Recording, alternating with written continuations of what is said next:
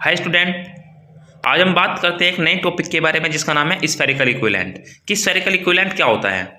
A spherocylindrical lens will correct for astigmatism and myopia or hyperopia if it was necessary to correct a nearsighted or farsighted person who also has astigmatism, but there were no cylinder lens available. What would be the best correction using only a sphere lenses?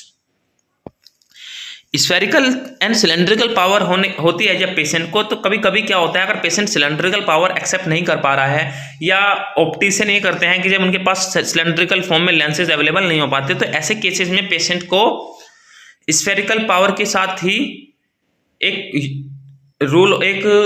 कह सकते हैं कि एक नियम होता है जिसको हम स्फेरिकल इक्विवेलेंट कहते हैं, कि उसमें जो सिलेंड्रिकल पावर होती है उसको हाफ कर देते हैं। सिलेंड्रिकल पावर को हाफ करके हम स्फेरिकल इक्विवेलेंट के थ्रू पेशेंट को जो पावर है वो प्रेस्क्राइब करा देते हैं। चाहे वो मतलब ये कंडीशन होती है हमारी, अगर पेशेंट को मिक्स एस्टिग्मेटिज्म है या फिर हाइपरोपिक एस्टिग्मेटिज्म है, कंपाउंड मायोपिक एस्टिग्मेटिज्म है, कंपाउंड हाइपरोपिक एस्टिग्मेटिज्म है, तो ऐसे केसेस में पेशेंट को स्फेरिकल इक्विवेलेंट का जो रूल होता है वो हम लगा सकते हैं।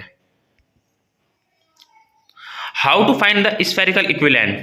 Take the half value of the cylindrical and add it to the sphere power.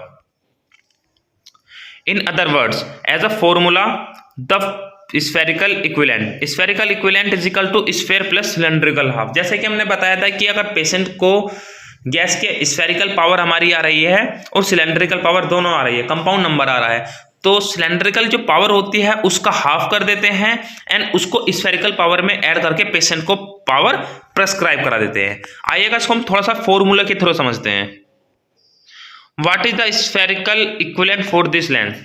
तो जैसे कि आप एक एग्जाम्पल देख रहे हैं, +3.0 dioptre spherical, -1.0 dioptre cylinder, 180 degree. अब हम इसमें स्फेरिकल इक्विवेलेंट का अगर रूल लगाएंगे तो जैसा कि हमने बताया +3.0 डायोप्टर तो स्फेरिकल रहेगा, लेकिन -1.00 डायोप्टर सिलेंडर जो है अब उसका हाफ हो जाता है।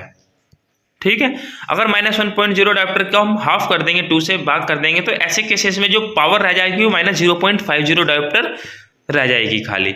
तो उसमें क्या करेंगे हम, +3.0 को प्लस और -0.5, तो प्लस माइनस माइनस होता है, जिसकी वजह से +2.50 डायोप्टर रह जाता है। तो पेशेंट का जो स्फेरिकल इक्विवेलेंट होता है, जो पावर प्रेस्क्राइब कराएंगे, तो +2.50 डायोप्टर स्फेरिकल पेशेंट को हम प्रोवाइड करा सकते हैं। What is the spherical equivalent for a lens having a power of -4.25 -1.50 into 135 degree?